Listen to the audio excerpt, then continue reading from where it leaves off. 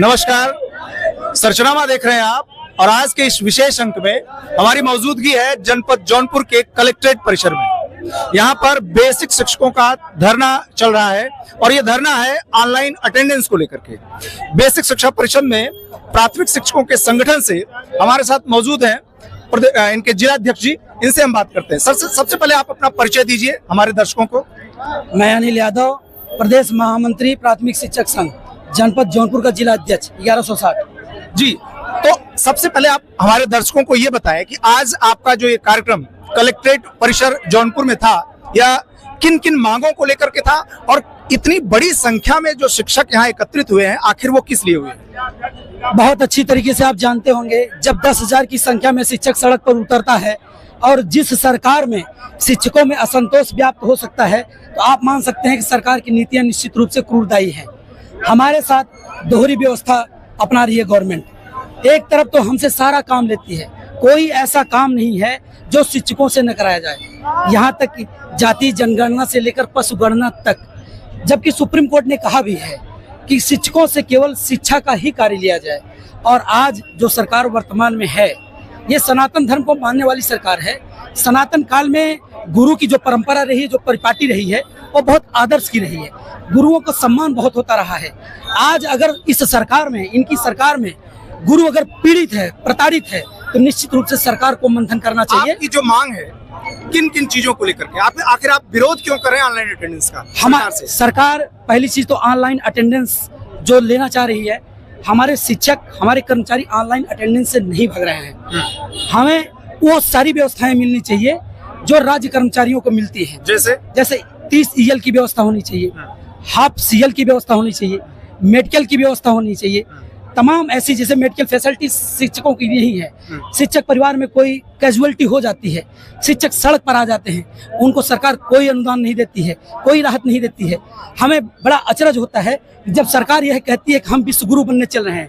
बड़े अप्रत्याशित की बात है। आप सोचिए, जहां हम विश्व गुरु की बात करते हैं तो विश्व में अन्य देशों के मूल्यांकन करिए। आप अमेरिका में गुरु के सिस्टम को देखिए, जापान में देखिए, जर्मनी में देखिए, उनसे देखिए वहां शिक्षकों का क्या सम्मान है।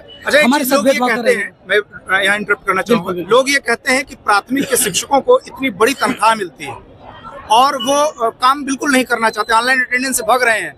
जो लोग प्राइवेट टीचिंग करते हैं वहाँ कम सैलरी मिलती है, लेकिन तब भी वो जो है ससमय विद्यालय जाते हैं और बढ़िया टीचिंग करते हैं। आप कैसे इन लोगों को क्या जवाब देना चाहेंगे? आप कैसे इन लोगों को ये उत्तर देना चाहेंगे कि जो इनकी इस तरह से जो लोग समाचार में भ्रांतियां लोगों के बीच फैलाते हैं कि जो प्राथमिक के शिक्षक है इतनी मोटी रकम पेमेंट के रूप में लेते हैं लेकिन समय से विद्यालय नहीं, आप उनको कैसे उत्तर देना चाहिए? मैंने आपसे पहले कहा कि सरकार की दोहरी नीति है जी। एक तरफ गुरुओं को अपमानित कर रही है, दूसरी तरफ कहती है कि हम सनातन धर्म के मानने वाले हैं, विश्व गुरु बनना चाहते हैं। हम सरकार से ही पूछना चाहते हैं, प्राइमरी का शिक्षक कितनी सैलरी पाता है? क्या महंगाई के हिसाब से हमें वो सैलरी मिल रही है?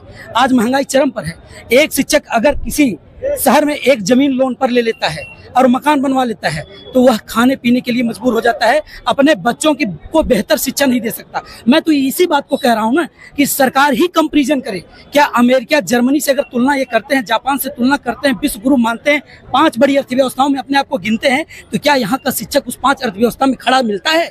अगर नहीं मिलता है तो उनको सोचना चाहिए इस पर। आपके कहने का मतलब कि आप ऑनलाइन अटेंडेंस से भाग नहीं रहे हैं? बिल्कुल नहीं। आपकी जो प्रमुख मांगे हैं, जैसा कि आपने बताया कि CL को लेकर के 30 जो है आपको EL मिलना चाहिए, CL आपको 14 शायद मिलता है, 14 CL मिलता है, लेकिन आपकी मांग है कि अगर विद्यालय कार्य समय के अंदर या अचानक से किसी तरह की कोई समस्या उत्पन्न होती है और व्यक्ति को थोड़े समय के लिए, अल्प समय के लिए ही अवकाश चाहिए, जैसे हाफ CL, तो उसकी भी व्यवस्था होनी चाहिए। 30 EL की व्यवस्था होनी चाहिए। राज्य कर्मचारियों को शायद जो है कैशलेस चिकित्सा सरकार दे रही है, तो वो शिक्षकों को भी देनी चाहिए। यही सब सारी मांगे आपकी। मैं बिल्कुल बताना चाहता हूं कि सरकार, एक तरफ मैं बार बार कह रहा हूं कि शिक्षकों का सम्मान सर्वोपरि पर रखना पड़ेगा सरकार को। जहां शिक्षक आज प्रताड़ित हो रहा है, इनके बड़े बड़े अधिकारी शिक्षकों के साथ दोहरी नीति अपना रहे हैं। कोई ऐसा दिन नहीं होता है जब 10-5 आदेश न आ जाते हो। केवल कागज पर ही शिक्षकों की ट्रेनिंग चल रही है, कागज पर ही शिक्षा चल रही है, कागज पर आधार कार्ड, DBT, तमाम ऐसी योजना चला रहे हैं।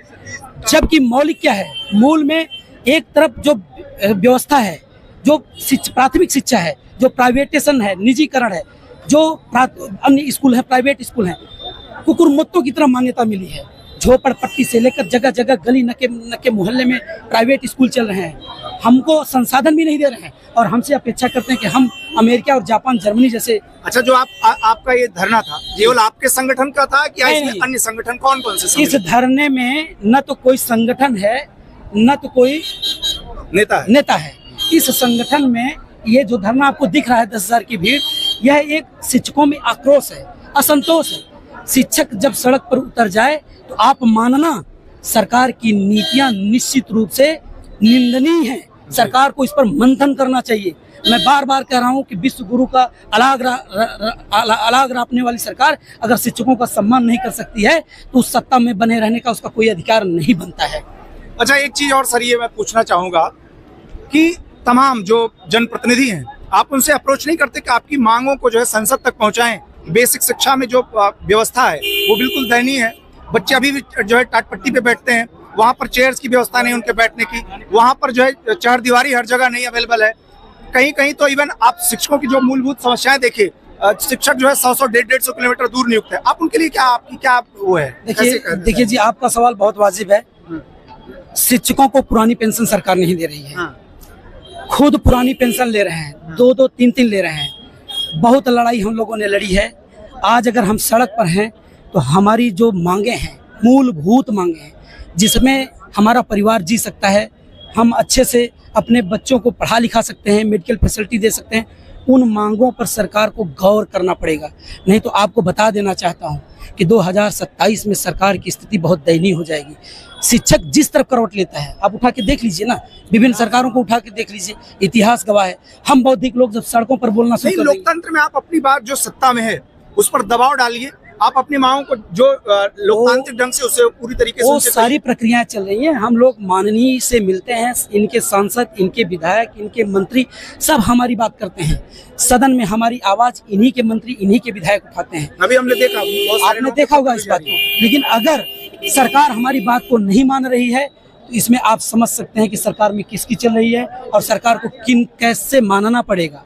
और मैं आपको बता देना चाह रहा हूँ, सरकार मानेगी, हर हाल में मानेगी। बहुत बहुत धन्यवाद। ये थे अनिल यादव जी, जो कि जिलाध्यक्ष थे प्राथमिक शिक्षक संघ के। तो इस तरीके से शिक्षकों की मांगों को लेकर के जो आज कलेक्ट्रेट परिसर जौनपुर में ये धरना प्रदर्शन हुआ था, निस्संदेह मुझे लगता है कि आने वाले समय में सरकार को भी चेतना होगा, बेसिक शिक्षा विभाग को भी चेतना होगा कि बहुत ही अच्छी तरीके से और जल्द इन शिक्षकों की जो मूलभूत आवश्यकताओं की मांगे हैं उनको पूरा किया जाए, ताकि ये शिक्षक अपने विद्यालय में अच्छे से कार्य कर सके। किसी भी देश का विकास तभी संभव है जब वहां की शिक्षा व्यवस्था सुदृढ़ हो, और इसके लिए जरूरी है कि उसके शिक्षकों को अच्छी सुविधाएं उपलब्ध हो। जहां आप एक तरफ अन्य विभाग के कर्मचारियों को राजकीय कर्मचारी का दर्जा देते हैं, वहीं बेसिक शिक्षा विभाग के इतने बड़ी संख्या में मौजूद इन शिक्षकों को आप राजकीय कर्मचारी क्यों नहीं मानते? कैशलेस चिकित्सा अन्य राजकीय कर्मचारियों को मिलता है, लेकिन इन शिक्षकों को क्यों नहीं मिलता? हाफ डे सीएल की व्यवस्था अन्य विभागों में है, लेकिन बेसिक शिक्षा विभाग में क्यों नहीं? 30 दिन ईएल की व्यवस्था अन्य विभागों में है, लेकिन बेसिक शिक्षा विभाग में क्यों नहीं? मेडिकल की व्यवस्था अन्य विभागों में है, लेकिन इन बेसिक शिक्षकों के लिए क्यों नहीं? इन तमाम सारी मांगों को लेकर के आज प्रदेश के सभी जनपदों में